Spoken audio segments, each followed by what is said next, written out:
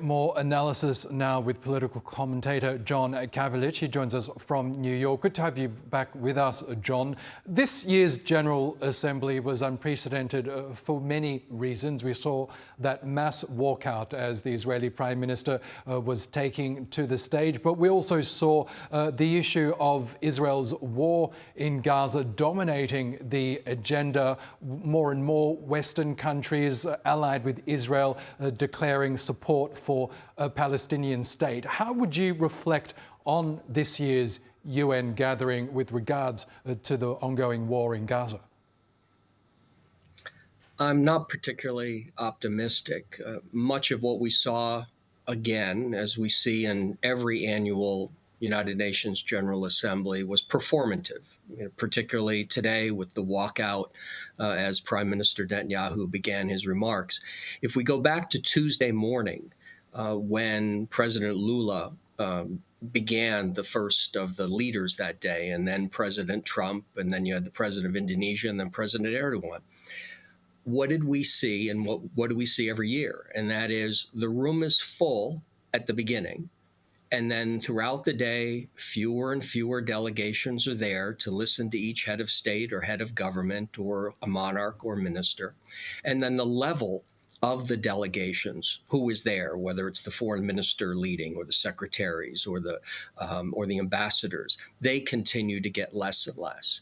So we have these visual moments, but then the visual moments end. And so I'm fearful, despite now the majority of the European Union countries recognizing Palestinian statehood or a state of Palestine, that you have a vast majority of the UN General Assembly's 193 members doing the same. We still have a reality, which is 2.4% of the members of the United Nations General Assembly, those members of the UN Security Council, control 97.6%.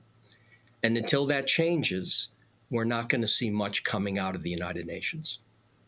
Yes, and that factor goes to the Turkish president's repeated assertions that the world is bigger than the five permanent members of the UN Security Council who have veto power on all meaningful resolution, really. But I want to ask you about Donald Trump's latest assertion that they're very close to reaching a deal on Gaza that would bring the hostages home and, more importantly, an end to the bloodshed in Gaza. This comes off the back of his meetings with regional leaders, either as a group or individually on the sidelines. Do you believe that we are, in fact, closer to a ceasefire deal? I think we might be closer to a ceasefire deal. What we've seen is a series of moments rather than a particular moment, and I don't know if even President Trump today, if you listen to what he said, he went through, we have a deal, there may be a deal looks likely. I mean, even within 10 seconds, he sort of massaged the firmness and made it much more softer.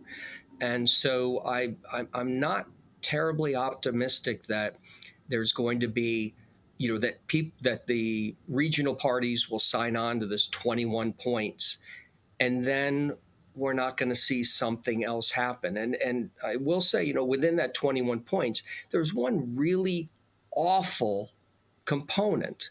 And that one is that everyone other than the state of Israel will pay to reconstruct Gaza.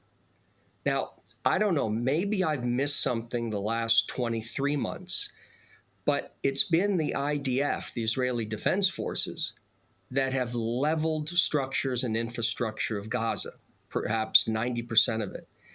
And now part of this agreement is Israel saying, well, the redevelopment of all this, the rebuilding, well, that's all on you, even though we have $250 billion in foreign reserves and we destroyed the place, but you rebuild it. Oh, and since we're not really going to allow an independent Palestinian state, meaning controlling its airspace, controlling its ports, controlling its borders.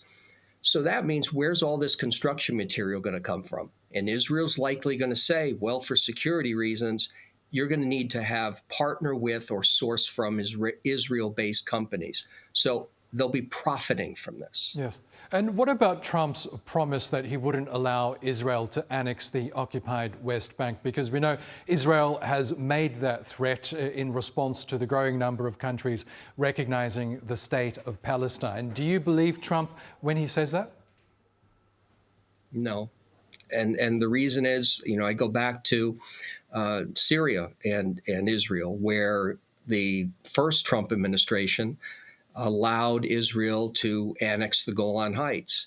And what was the rationale that then Secretary of State Mike Pompeo used? He said, we are recognizing realities on the ground. Well, if you now take that to where we are in 2025, and you look at what Israel's doing, which is encroaching more on territory of Syria and saying that that's for security guarantees, they've already grabbed or annexed part of East Jerusalem. They're expanding settlements. And so I think what we're going to end up with is a discussion, a debate over what does annex mean versus what does realities on the ground mean, because at some point, if we're really talking about two-state solution, is Israel going to say, all these settlements that we've built, all these areas we've pushed the Palestinians out of, we're now going to let them all back? We're going to give them all this property, these buildings and everything else? I just don't see it. And so I think that we're going to be, in months, years to come, talking about realities on the ground. Okay, John Kavulich, we'll have to leave it there. Great to get your thoughts as always. Thank you.